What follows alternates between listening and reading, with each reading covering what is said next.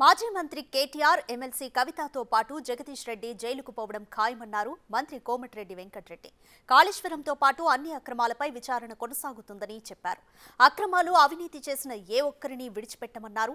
ట్రాన్స్కో, జెన్కో మాజీ సీఎండీ ప్రభాకర్ రావు సైతం అరెస్ట్ అవుతారని చెప్పారు. ఎన్నికల్లో ఇచ్చిన అన్ని హామీలను 100 రోజుల్లోనే నెరవేర్చుతామని హామీ ఇచ్చారు కోమటిరెడ్డి.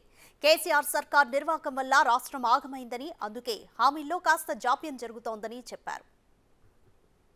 రేపో మాపో జైల్లోకి పోయే కవిత, జగదీశ్వర్ రెడ్డి తప్ప కేటీఆర్ తప్ప ఎవరు దొరకలేదు. మీకు మంచిది. మా ముఖ్యమంత్రి గారు అయిన తర్వాత 2వ రోజే 30 లక్షల మంది ఉచితంగా మహిళలు, అక్కా చెల్లెళ్ళు నవ్వుకుంటూ ఇవాళ పెళ్లిళ్ళకి పోతున్నారు, బిడ్డ ఇంటికి పోతున్నారు, దేవస్థానానికి పోతున్నారు, సంక్రాంతి పండుగ ప్రతి ఇంటికి పోయి వచ్చిండ్రు. 30 లక్షల ప్రతిరోజు 11 కోట్ల బర్డెన్, ప్రతిరోజు 10 లక్షల రూపాయలు, 10 కోట్ల రూపాయలు భారంగా భావిస్తలేము మేము. మాకు ఇవాళ మా అక్కా చెల్లె పేదవాళ్లకు ఇవాళ నెలకు 200-300 రూపాయలు మిగిలిస్తున్నాం. ఆరోగ్యశ్రీ 10 లక్షలకు పెంచినాం. 2 మాసాల లోపే గ్యాస్ సిలిండర్ కానీ, ఫ్రీ కరెంట్ యూనిట్లు కానీ ఇవన్నీ కూడా ఇవ్వబోతున్నాం. ముఖ్యమైనది ఏంటంటే మేము 100 రోజుల్లోపే కాదు, 2 రోజుల్లోనే చేస్తున్నాం. ఇవన్నీ కూడా వారం రోజులు చేస్తుండే.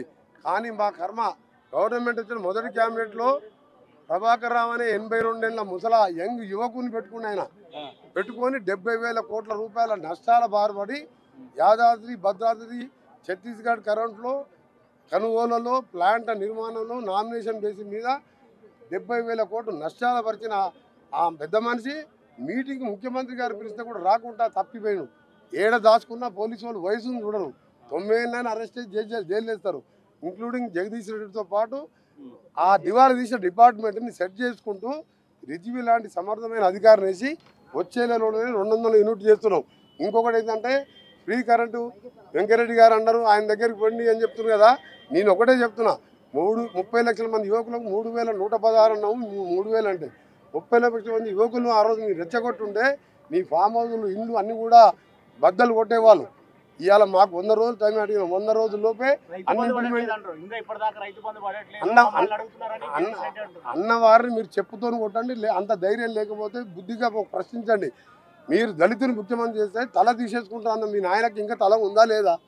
డబుల్ బెడ్రూమ్ కడితే అల్లుడు బిడ్డ వచ్చే మంచి వాళ్ళకు సపరేట్ బెడ్రూమ్ అన్నాం, డైనింగ్ హాల్ అన్నాం, పెద్ద మొత్తం ఇంత కళలు చూపించినాం. ఒక్క ఇల్లు కట్టలేదు ఊళ్ళల్లో, ఒక రేషన్ కార్డు ఇవ్వలేదు. ఏ ముఖం పెట్టుకొని కాంగ్రెస్ ప్రశ్నిస్తున్నారు? మేము మాట్లాడాలంటే వాళ్ళకంటే నోరెక్కుంది.